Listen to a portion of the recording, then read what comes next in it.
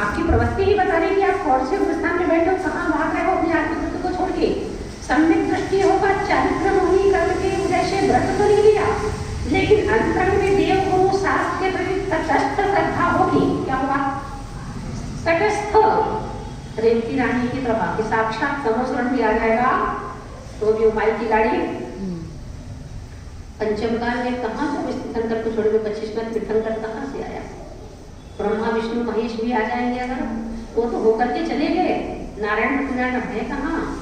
इस प्रकार की उसके असल श्रद्धा से आ जाएगी। पर हमारे तो डर नहीं जा रहे, बिना पैंती के लोटा कहाँ चौथा मस्थान रहेगा? पहले मस्थान में बैठ रहे, दूसरा मस्थान उतरते समय है, तीसरा मस्थान मिश्र है। ये मिश्र मस्थान कह सकते कि पल में यहाँ, पल में वहाँ, पल में यहाँ, पल में वहाँ, तो मिश्र मस्थान कह सकते। लेकिन मिश्र मस्थान में रहते हुए भी सम्यक की सदभाषा सम्यक की और मार के पकड़ तो लिया, लेकिन बीच में अटक रहे, सब्जी खरीदने खड़े हो गए, हीरों की दुकान छोड़ के सब्जी खरीदने खड़े हो गए। इस प्रकार की मिश्र अवस्था होती है। क्या होती है कि शब्द शब्द का निर्णय नहीं होने से ऐसा ही होता है, नैया चलती रहती, ये सही ये सही ये सही ये यहाँ जाओ। तो आचार्य इस बात को बता रहे कि चौथे स्थान में अनंत मंदिर की चार मिथ्या तो सम्यक प्रकृति सात प्रकृतियों का उपसम होगा। भले अंतर मूर्ति के लिए हो तो उपसम सम्यक दृष्टि कहलाएगा। 6 उपसम की आयु 66 साकर की है, 26 की आयु अनंत काल है। उसमें जो भी होगा जब भी होगा चौथा पुरस्कार किससे बढ़ेगा? 5वां पुरस्कार है आचार्य दिया है करके यहाँ पे देशगत पुरस्कार। इसको देशगति कहा, अनुवृत्ति कहो या देशगति कहो। क्या कहा है? अनुवृत्ति कहो अथवा देशगति। अनु और देश, सर्वदेश और एक देश तो होता है, तो देशगति कह सकते क्या कि ना तो महापति बना है और ना असैवी है। इस अवस्था को आचार्य ने 5वां पुरस्कार बना कहा। क्या कहा कि ना तो मुनि बना है और ना गृहस्थ है। इसके बीच की अवस्था जो है, 2 प्रतिमा आदि के जो व्रत आ जाते, 5 अनुव्रत, 3 गुणव्रत और 4 शिक्षाव्रत की जो बातें आ जाती हैं, ये 2 प्रतिमा और 8 गुण का पालन और मिथ्यात्व का पूर्ण त्याग, एक 5वें स्थान में प्रकट हो जाता है। व्रती हो जाता है कि वो आचार विचार आहार विहार की तरफ ध्यान देगा। जैसा आहार होगा वैसा आचार विचार होगा, जैसा आचार वैसा विचार, और जैसा विचार वैसा व्यवहार, और जैसा व्यवहार वैसा अपने अंदर में डूब करके काम करेगा। कौन? अब वो दुनिया की बातों में नहीं आएगा। दुनिया उसको पागल कहेगी, हाँ भैया, अज्ञानी कहेगी ठीक है, मूर्ख कहेगी ठीक, जो कह रहा है सब ठीक है। क्या तुम्हारे कहने से ना मैं मूर्ख हूँ, तुम्हारे कहने से ना मैं होशियार हूँ, तुम्हारे कहने से मैं मिथ्या दृष्टि, तुम्हारे कहने से सम्यक दृष्टि, जो हूँ सो हूँ। ऊपर जरूर तुम्हारे पागलों की तरह तुम्हें लगेगा, लेकिन अंतर में उसकी श्रद्धा देवगाह शास्त्र गुरु के प्रति इतनी अटल होगी कि फिर तो पत्थर को भी तोड़ करके लोहा बन जाएगा, इतना मजबूत और श्रद्धा हो। 6वां स्थान है प्रमत्त विरत। प्रमत्त यानी प्रमादी, प्रमादी यानी चर्याओं का पालन करेगा। बाहर आएगा तो क्या करेंगे? 5 महाव्रत, 5 समिति, शतावश्य क्रिया, सबसे शेष गुण का पालन करेगा। 28 गुणों का पालन जब भी चलेगा, देख के चलेगा, देख के उठेगा, देख के बैठेगा। आहार में ऐसा शुद्धि का पालन करेगा। ये सब क्या करेगा? वो अपनी जो भी 5 महाव्रत, 5 समिति, 3 मुक्ति आदि जो है, एक 13 प्रकार के चरित्र का पालन करेगा। बाहर आएगा तो, और अंतर में गया तो कोई बाहर की प्रवृत्ति नहीं, और बाहर आया तो अंतरंग की प्रवृत्ति तो चलती रहेगी, लेकिन बहिरंग प्रवृत्ति में भी जिनवाणी को लेके चलेगा, उठेगा, बैठेगा, बोलेगा, जो भी करेगा उसकी प्रत्येक क्रिया में जिनवाणी चलती है। क्या होगा? अपन पढ़ते हैं ना, ईर्या समिति का पालन करते हैं। मुनिराज क्या करते हैं? ईर्या समिति पढ़ते हैं, लेकिन मुनिराज जब चलेंगे ईर्या पति झलकेगी। हो क्या झलकेगी? जो देख देख के चल रहे हैं। तो क्या चारित्र में जनवाणी को जी रहे हो? जनवाणी सबसे मात्र से नहीं, और जनवाणी को जी रहे हो तो चलती फिरती जनवाणी इसके मुनिराजों को कहा जाता है। भाषा समिति का उपयोग करेंगे तो हित मित प्रिय वचनों का उपयोग करेंगे, जिनकी वचन मुख चंद्र थे अमृत झरी। जब भी बोलेंगे तो ऐसा लगेगा कि यह माँ जिनवाणी का कथन ऐसे करेंगे कि मिथ्या दृष्टि जीवों का भ्रम दूर हो जाएगा। जब भी बोलेंगे तो लगता कि सुनते ही रहो, सुनते ही रहो, सुनते रहो ऐसा लगेगा। इतने मीठे वचन लगेंगे उनके, क्योंकि वे हितकारी वचन होंगे, जीव के कल्याणकारी वचन होंगे और मां जनवाणी के वचन होंगे। तो इस प्रकार से वैष्णव समिति का पालन करेगा, आप कुछ भी जो महाराज जी लड्डू है, पेड़ा, रसगुल्ला दुनिया भर का होगी, लेकिन इस साधु की दृष्टि अपनी अंतरंग की ओर है तो इन सब व्यंजनों से दूर रहेगा, वहाँ पे अपने आत्मरंजन ही करेगा। क्या करेगा? बाहर उसको लेना पड़ रहा है, लेने की इच्छा नहीं होती। जो साधु बन जाता है उसके अंदर क्या बोलते, गाड़ी को ढोना है, गाड़ी को खींचना है, क्योंकि मोक्ष मंजिल तक जाना है तो गड्ढे में पटकना है। बिना नमक का है, बिना मिर्ची का है, क्या है, उसको तो बस गड्ढा भरने की इच्छा होती बस, तो कुछ चीजों से भर लेता और आगे बढ़ता रहता। पर जो भी देगा देख शोध करके ग्रहण करेगा। आपने क्या जी महाराज जी काला चावल का कीड़ा है, महाराज जी जीरा है, जीरा है, तुम्हारी नजरों में जीरा है, उनकी नजरों में कीड़ा है वो क्या?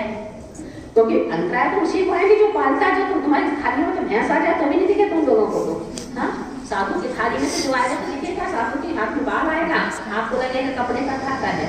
आप कपड़ा उपयोग करते कहाँ? चौकी में आपको तो आती सर क्या बोलते हो, संसी, हाँ, आप लोग को कपड़ा से पकड़ना आता है? गया जमाना जो कपड़े से पकड़ते थे, तपेली का उतारते चढ़ाते थे, गया। चौथी आधा निक्षेपण समिति, आप कितना भी जमीन पर देख करके कमर कर रहे हो, लेकिन साधु पीछे लगा देगा, नहीं रखने देगा, पीछे लगाएगा, नहीं उठाने देगा, नहीं उठाएगा। आधा निक्षेपण समिति, विसर्ग समिति, जहाँ भी उठेगा, बैठेगा, लेटेगा, कोई भी क्रिया करेगा बिना परिमार्जन किए जमीन को नहीं क्रिया करेगा। इस प्रकार से 5 समिति का पालन करते हुए मिजाज, और फिर 3 बुद्धि का, मन बुद्धि। बाहर तुम्हारे साथ बात कर रहे, तुम्हें लगता है कि मुझसे बात कर रहे, और अगर उनका मन इतना समझा रहता है कि जब भी बात करेंगे तो सोच के बात करेंगे, कौन बैठा, माँ बहन बेटी बैठी, कौन सी नजर से उसको देखना, उसको का पालन होगा। वचन बुद्धि, वचनों को जब भी बोलेंगे तो भाषा समिति, वचन बुद्धि और शब्द महाव्रत, इन तीनों को लेकर के वो वार्ता करेगा। ऐसा नहीं कि कहीं सत्य खंडित तो नहीं हो रहा, भाषा कहीं जोर से तो नहीं निकल रही, भाषा समिति का भाषा को संभाल के बोलेगा, शब्द बोलेगा, जब भी बोलेगा जीवों की रक्षा हो ऐसा हमेशा भाव उनका रहेगा, और साथ में भाषा समिति का भी पालन करेगा। इस प्रकार मिजाज 3 प्रकार से शब्द, भाषा समिति, वचन बुद्धि और तीसरा शब्द महाव्रत, तीनों को लेकर के काम करेगा। इस प्रकार 13 प्रकार का चारित्र का पालन जब वो करता है, वो 6वां गुणस्थान है। जो बाहर की क्रिया आप लोगों को दिखने में आती है 6वें गुणस्थान में आती है, लेकिन 7वें गुणस्थान में जाएगा तो सब बंद हो जाएगा, बस इतना यूं अथवा तो दिया ध्यान में डूब जाएगा, अप्रमत्त। ये जो चलने फिरने उठने बैठे कि प्रमाद के साथ क्रिया हो रही थी, अब वो क्रिया बंद हो जाएगी, अब अंतर में डूब जाएगा। 7वां गुणस्थान का अप्रमत्त निकलता। और 8वां गुणस्थान आपका है कौन सा? उपशम, अपूर्वकरण। अब जो परिणाम थे जो बाहर दौड़ रहे थे, जैसे ध्यान में घुसता वो क्या हो रहा है, परिणाम की श्रेणी चढ़ रहा, उसके परिणाम इतने अपूर्व हो, जो अभी पल में जितनी शुद्ध थी उससे और ज्यादा शुद्ध होते, और ज्यादा अगले पल में और ज्यादा पवित्र परिणाम होते जाते, तो उसको बोलते हैं अपूर्वकरण। पूर्व को जो पहले थे वो पूर्व थे, और उससे भी अपूर्व, अब जो कहने में नहीं आते सिर्फ अनुभव में आते। इसके बाद है अनिवृत्तिकरण, अब उसके बाद वह भी छूट गया, उनसे भी निवृत्ति की भावना खत्म हो गई। अब उनमें सबसे भी मतलब क्या छोड़ना क्या पकड़ना, ये भाव भी खत्म हो जाती है। यहाँ पर उसको बोलते हैं नहीं निवृत्ति, क्या बोलते हैं अनिवृत्ति।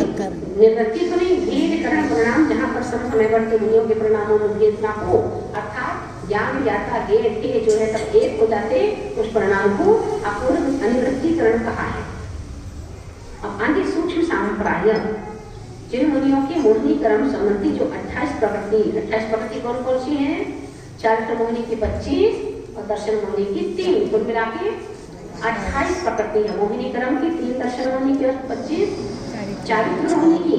इन 28 प्रकृतियों में से केवल सूक्ष्म संजुलन, जो चौथी कथाएं है संजुलन, संजुलन ने समय सम्यक रूप से ज्वलन यानी जलती रहती है।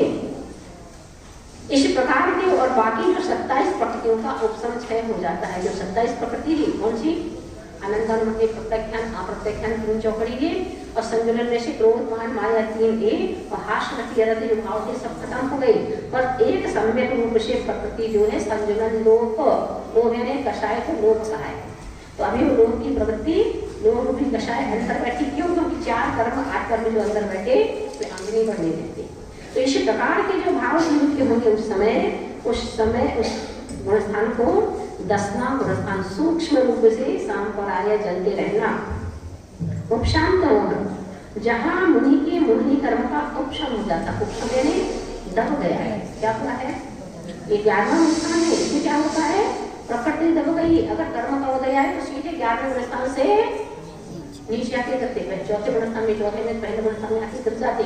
कभी दबा दबा की जैसे स्प्रिंग होती है, ये दबा दबा के ऊपर चढ़ रहा था, लेकिन थोड़ी भी यहाँ परिणाम बिगड़े फिर से वो उछल करके नीचे गिर जाता है। उसको बोलते उपशांत मोह। 12वां गुण स्थान में क्षीण मोह। अब जो उछल उछल के आ रहा था उसको नष्ट ही कर दिया गया, अब वो बदलने में नहीं आएगा। क्षीण मोह। संयोग केवली 13वां गुण स्थान है, योग से केवली भगवान। क्या बोल रहे? केवली भगवान है। केवली भगवान की कषाय तो नष्ट हो गई, लेकिन 2 प्रकार के बल होते हैं। कषाय जब भी होती है जिसमें 4 प्रकार के बल होते हैं, प्रकृति, प्रदेश, स्थिति और अनुभाव। 4 प्रकार के बल थे, उसमें से प्रकृति, प्रदेश, बंध जो होते किससे होते हैं? योग से होते, स्थिति, अनुभाव कषाय से होते। तो क्या हुआ? कषाय तो नष्ट हो गई पर योग अभी जिंदा है, इसलिए प्रकृति प्रदेश चल रहा है। कर्मों की प्रकृति चल रही है, अंदर काम कर रही हो, और प्रदेश संयोग केवली। उस समय क्या हो गया? कषाय तो नष्ट होगी पर योग बचे। 13वें स्थान में कितने योग होते हैं? योग है कितने? पहले बताओ कितने योग है? 15 योग है। कितने? पहले तो 3 मन वचन काय योग, पर मन के 4, वचन के 4, काय के 7। इन 7 योगों में से, इन 15 योगों में से सिर्फ 7 योग रह जाते हैं, जिनकी केवली भगवान के 13वें स्थान में। मन में सत्य मनोयोग, अनुभव मन योग, सत्य वचन योग, अनुभव वचन योग, औदारिक मिश्र, कारमान का योग। ये 7 प्रकार योग 13वें स्थान में पाए जाते हैं। तो योग सहित होने को सहयोगी केवली कहा है। और अब योग भी कषाय तो खत्म हो चुकी थी और योग से ही पार हो गया, उसका नाम 14वां अर्थात अयोग केवली गुणस्थान। योग भी नहीं बचे, और क्योंकि 14वें गुणस्थान का समय बहुत कम है ना? एक समय मात्र है, एक समय 8 से 7 समय मात्र बताया आचार्य कि इतने को उच्चारण करने में जितना समय लगता है तीनों निर्वाण को प्राप्त हो जाती। इस प्रकार से आचार्य सिद्ध होने के पहले योग रहित जो अवस्था होती है उसका नाम अयोगी बुद्धि गुणस्थान है। इस प्रकार से यहाँ क्या गुणस्थानों का वर्णन किया। लेकिन अब जब तक गुणस्थान थे तब तक संसार था। कब था? जब तक योग थे तब तक संसार था, जब तक कषाय थी तब तक संसार है। पर योग और कषाय दोनों नष्ट हो गए, तब क्यों क्या बनेगा? सिद्ध बनेगा। अब सिद्ध जीवों का स्वरूप क्या है? पढ़े आगे कथा, एक कथा पढ़ ले, ठीक है? आप लोग को सिद्ध बनना कि नहीं बनना? बनना है। कैसे सिद्ध बनना है?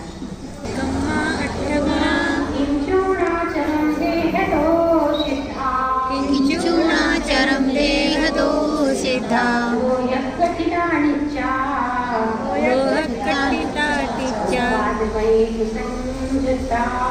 उपादवैहिं संयुक्ता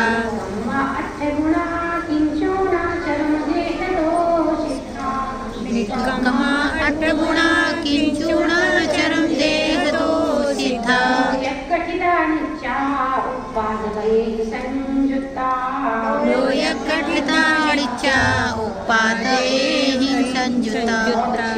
निक्कमा निष्कर्म। 8 जो कर्म होते, जो कर्म रहित, जो संसार से मुक्त हो गए हैं, जिनके 8 कर्म नष्ट हो गए हैं, अब जो पुनः संसार में लौट करके वापस नहीं आएंगे उन्हें सिद्ध परमेश्वरी कहते। पहले बार की परिभाषा है क्या? पहले बार में क्या लिखा है? जिनके 8 कर्म नष्ट हो गए हैं, जो संसार से मुक्त हो गए हैं, अब पुनः संसार में लौट कर कभी वापस नहीं आएंगे, उन्हें सिद्ध कहा है। इसी गाथा को यहाँ निक्कमा, जो 8 कर्मों से निष्कर्म हो गए अर्थात नष्ट हो चुके हैं, और 8 कर्मों के नष्ट होने से 8 गुणों को ज्ञानावरणी कर्म के नाश होने से छायित ज्ञान, दर्शनावरणी कर्म के नाश होने से छायित दर्शन, मोहिनी कर्म के नष्ट होने से अनंत सुख, सम्यक गुण, और अंतराय कर्म के नाश होने से अनंत वीर को प्रकट हो चुके। वेदी कर्म के अभाव में जो तुम्हारा गोत्र कर्म था, सूक्ष्म कर्म, उसको मुझे प्रकट कर दिया। नाम कर्म के अभाव से अगुण गुण जिनको प्रकट हो चुका है। इस प्रकार से गोत्र करने का अभाव से अगुण गुण को प्राप्त हो चुका है। और इस प्रकार से 8 कर्मों के नाश से 8 गुण उनके विपरीत, इसके जो कर्म से कर्म के विपरीत जो 8 गुण है उनको जो प्रकट कर चुके हैं, ऐसे 8 गुणा जिनको प्राप्त हो गए। किंचुना, किंचुना यानी थोड़ा सा न्यून, थोड़ा सा कम, क्या चरम देह तो चरम यानी अंतिम शरीर, चरम देह यानी शरीर, अंतिम शरीर से कुछ कम। क्या बोला है? जिस शरीर से जो जीव अंतिम मोक्ष जाता है, जिस शरीर के माध्यम से, उनका शरीर उतना ही लंबा चौड़ा सिद्धालय में जाके उस आकार का शरीर विराजमान होता है, पर शरीर नहीं रहता। अब जैसा शरीर कोई सांचा होता है, किसी का अपन बनाते हैं किसी सामान, तो क्या करते हैं, सांचा जितना बड़ा दिखता है वस्तु उससे थोड़ी छोटी बनती है। देखा आपने?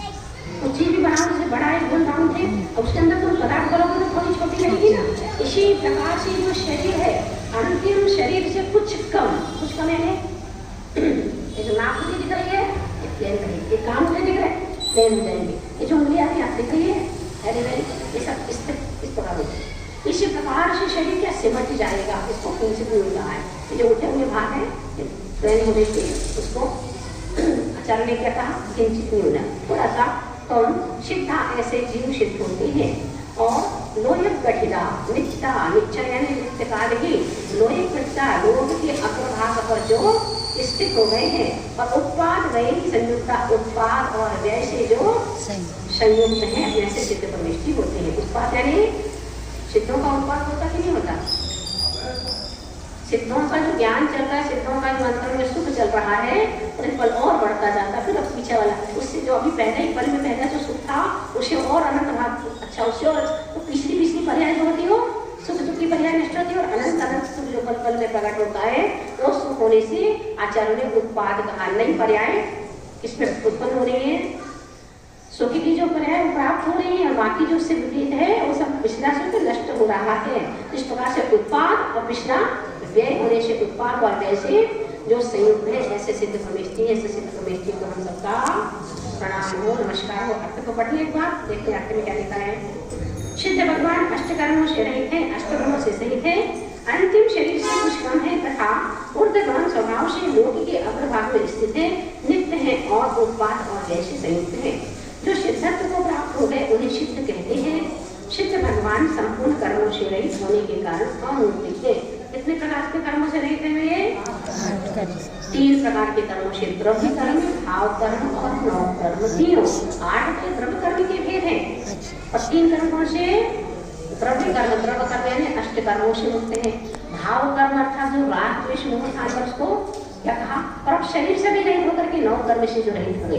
तीनों प्रकार के 8 है, द्रव्य कर्म के भेद है, ध्यान रखना है, लेकिन तीनों प्रकार के कर्मों से जो रहित हो गए हैं, और एक समय में 7 रातों, एक समय अविग्रह सिद्ध जीवों की गति एक समय मात्र की कहीं, जैसे यहाँ से आयु होता है, यहाँ से सीधे निकल के ऊर्ध्वगमन स्वभाव सीधे जाकर के सिद्धालय में एक समय मात्र में विराजमान हो जाते हैं।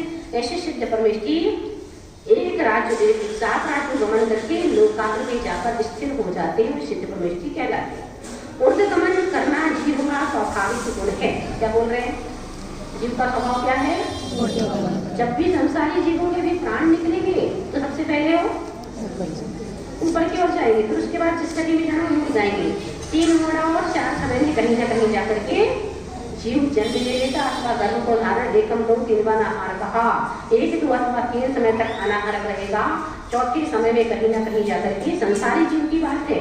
पश्चिम जो जीव होंगे एक समय अविग्रह, एक समय मात्र में विग्रह बिना मोड़ाए सीधे जाके सिद्धालय में विराजमान हो जाया करते हैं।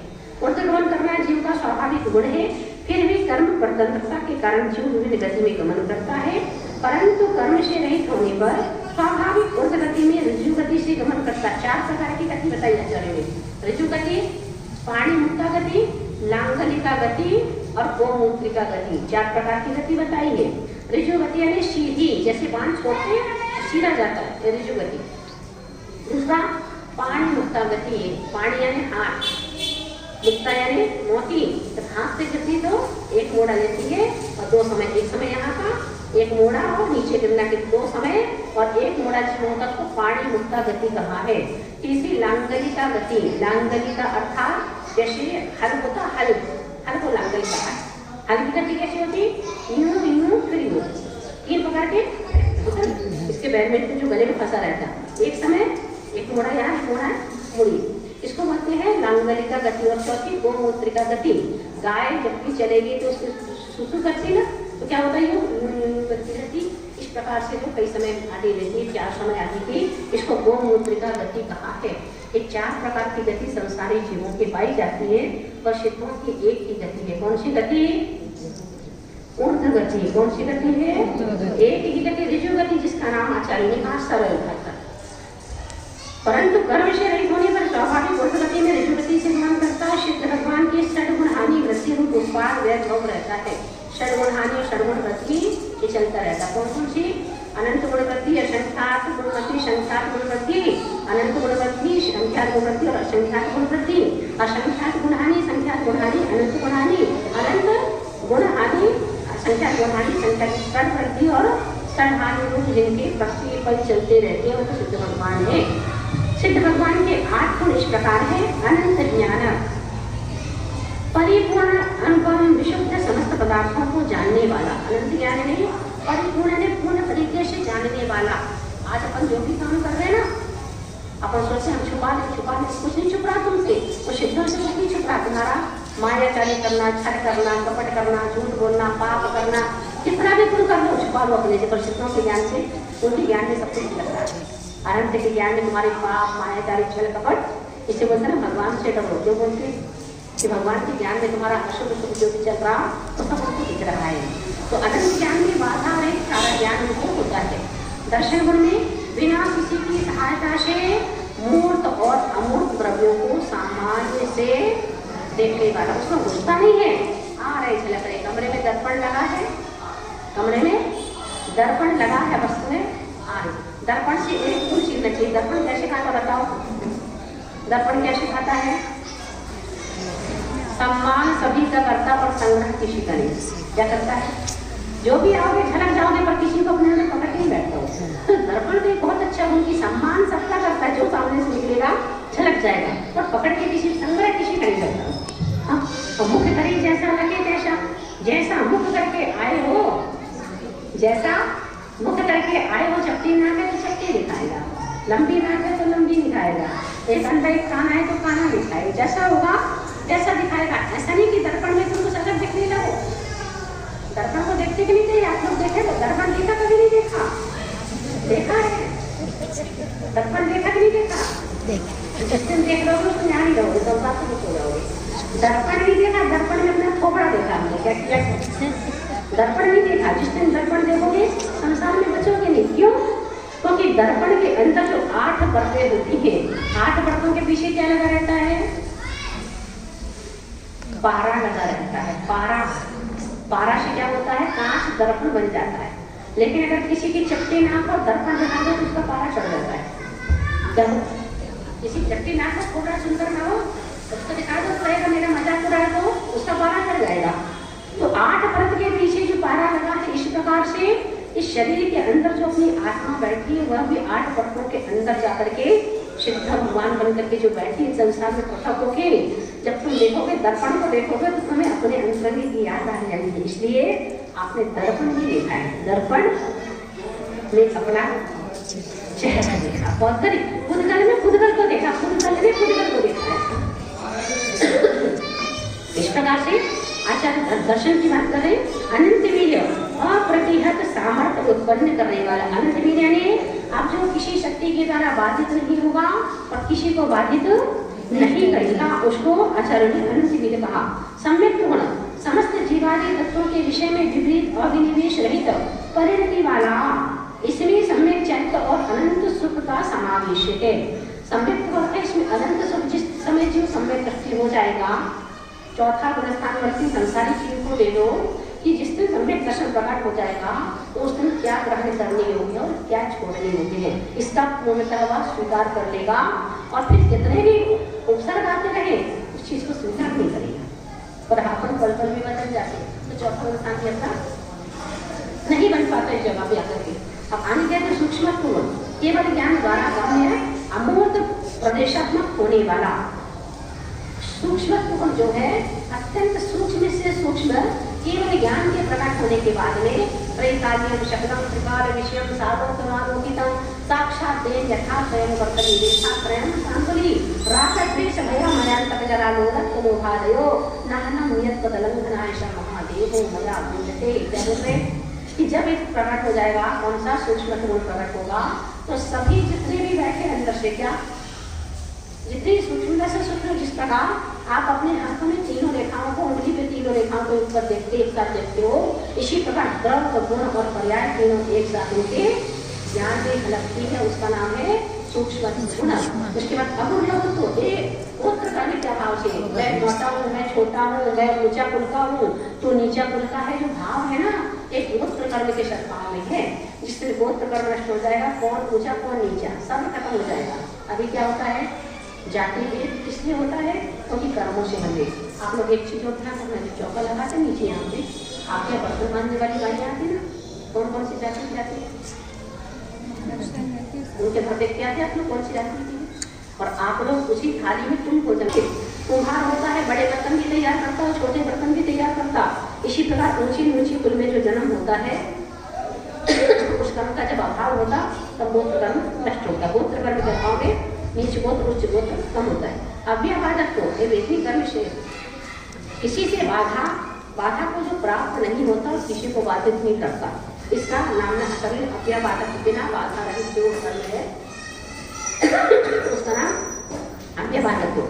ज्ञान वर्ण कर्म के अभाव से अनंत ज्ञान, दर्शन वर्ण कर्म के अभाव से अनंत दर्शन, वेदनी के अभाव से अव्यबाधक, मोहिनी कर्म के अभाव से अनंत सुख या सम्यक्त्व, आयु कर्म के अभाव से अवगाहनत्व और नाम कर्म के अभाव से सूक्ष्मत्व, गोत्र कर्म के अभाव से अगुण लघुत्व और अंतराय कर्म के अभाव से अनंत वीर्य प्रकट होता है।